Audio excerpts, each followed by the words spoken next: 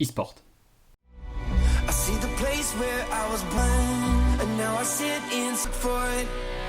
Gotta work for it.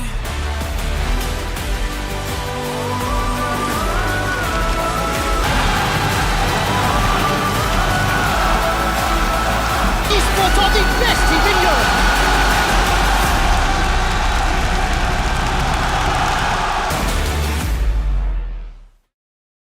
Depuis une dizaine d'années déjà, l'e-sport monte en puissance.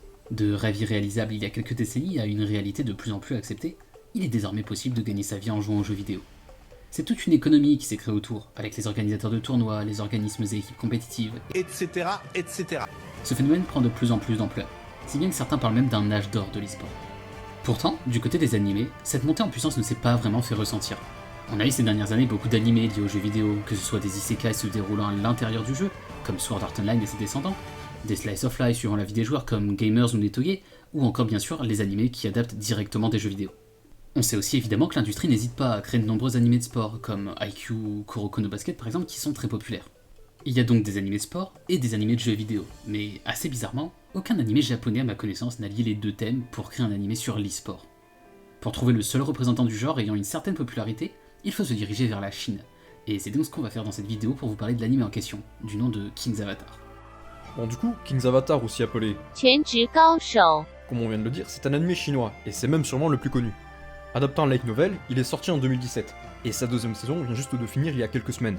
Il raconte l'histoire de Yesho, le meilleur joueur du MMORPG Glory, qui, ayant atteint le vieil âge de 25 ans, et ne rapportant pas d'argent à sa team, se fait purement et simplement renvoyer. Tu crois que c'est du respect, ça?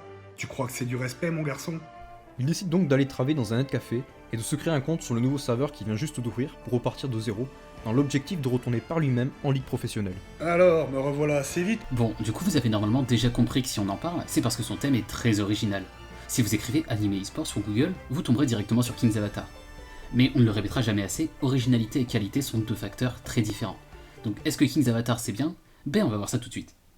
Bon déjà pour commencer, l'animation est assez unique. Bien que les animes chinois soient souvent en retard comparé au Japon, celui-ci a reçu un traitement premium. Et même si c'est assez différent de quoi on est habitué, bah ça rend vraiment bien. A commencer par les combats, qui sont très bien foutus et dynamiques, assez variés les uns des autres, et animent bien sans trop user de plans fixes ou d'autres artifices. Bon après, ils sont tout le temps interrompus par des scènes de tapage de clavier intensif, mais même ça, ils arrivent à le rendre stylé, en montrant la vitesse qui augmente quand le combat devient plus intense par exemple. Les décors sont aussi très beaux, qu'il s'agisse de la ville où les persos se trouvent, ou les décors à l'intérieur du jeu. Il y a franchement certains décors très classe et intéressants. Bon alors pour ce qui est du scénario, c'est pas très compliqué, mais franchement ça fait le taf. C'est très orienté action et on s'ennuie rarement. Enfin malgré tout, l'anime comporte énormément de personnages.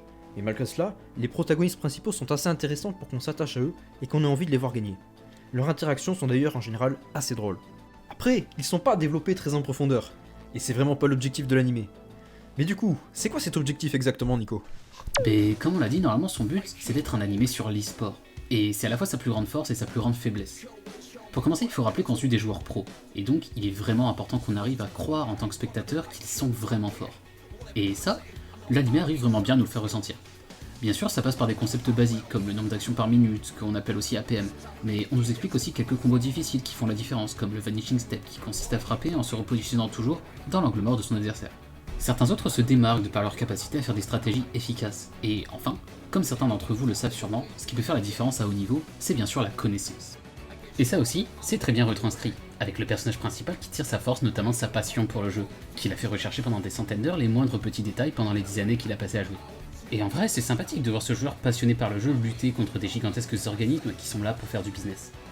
Mais si l'anime arrive à très bien montrer comment fonctionne le monde professionnel du jeu vidéo, il se perd cependant entre les deux univers, celui de l'e-sport et celui du jeu.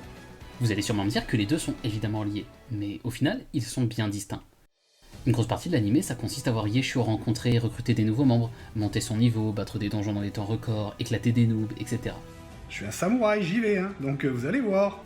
Donc ça c'est bien sympa, et si on se concentrait uniquement sur l'aspect jeu, comme peut le faire Log Horizon par exemple, bah ça poserait pas de problème. Mais ça se mélange au final assez mal avec l'aspect e-sport. Vous connaissez sûrement l'adage, celui qui court 2 lièvres à la fois n'en prend aucun. Pour mieux expliquer ça, je vais vous faire une petite comparaison avec Log Horizon. Dans Log Horizon, à peine l'anime commence, on vous explique dès le début ce qui se passe, comment fonctionne le système de combat, les différentes classes, leur rôle et attaque dans un combat d'équipe, la valeur de l'argent, et plein de petits trucs comme ça essentiels pour bien comprendre les règles du monde. Maintenant, quand on repasse à King's Avatar, comment ça se passe? Eh bien tous ces détails sont complètement absents, et c'est vraiment dérangeant. Je vais citer quelques exemples pour que vous puissiez comprendre ce que je veux dire. À un moment, on voit le personnage se déconnecter, alors qu'il était poursuivi par des gens qui veulent le tuer. Il vient donc naturellement la question de comment ça marche? Est-ce qu'on peut se déconnecter instantanément? Et dans ce cas, c'est complètement abusé, et il faut nous expliquer pourquoi cette méthode de fuite n'est pas plus souvent utilisée. Et sinon, combien de temps ça prend? Dans la plupart des jeux, c'est environ 10 secondes sans bouger ou se faire attaquer, mais là, on n'a pas d'infos, quoi. Dans le même délire, quand un avatar meurt, il peut perdre une partie du stuff qu'il a sur lui, qui est alors ramassable par les autres joueurs. On voit un moment un assassin looter des gens comme ça et mettre les objets dans un sac physique. Il part dans son inventaire. Le perso principal part alors à sa poursuite en disant qu'il veut récupérer ses objets.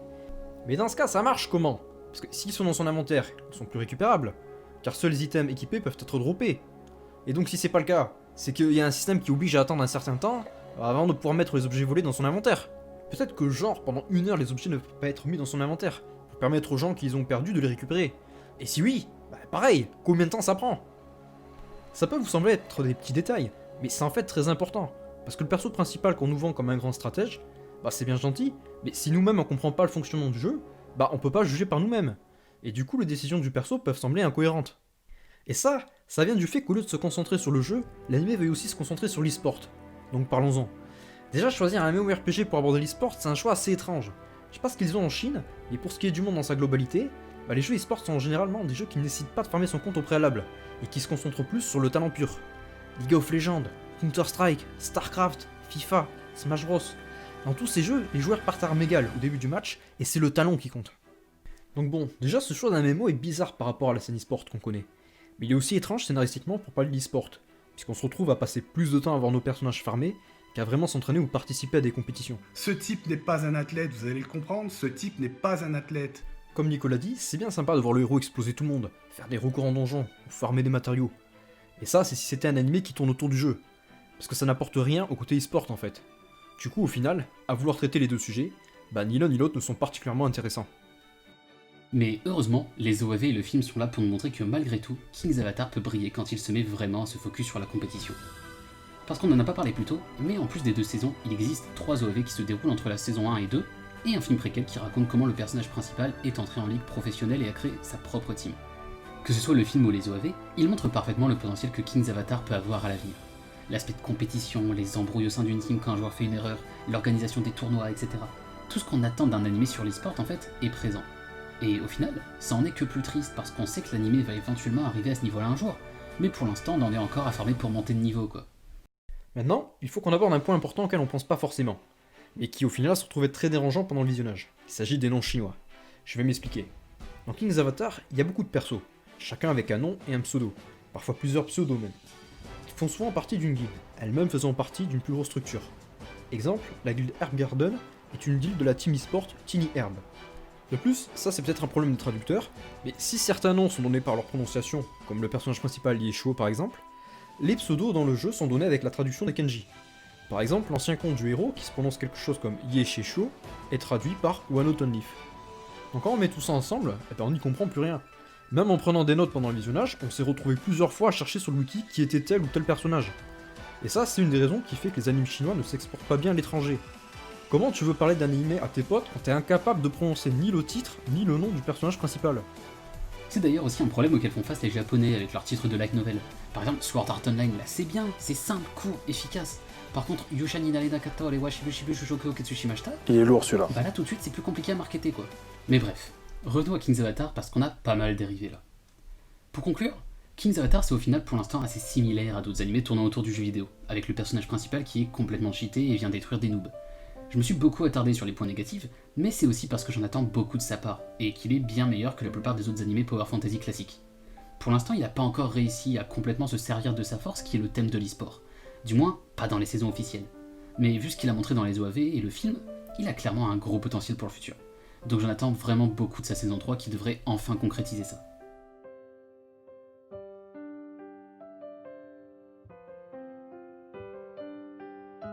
Merci d'avoir regardé la vidéo. On avait un peu ralenti le rythme de sortie durant les vacances, mais là on revient avec cette nouvelle année pour vous proposer des vidéos lourdes et de qualité. Donc n'oubliez pas de vous abonner si c'est pas déjà fait.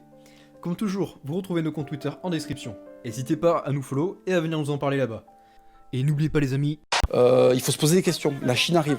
La Chine défile. Et quand ils font des défilés, il y a un Chinois sur une estrade qui fait « Tao Yu Tse !»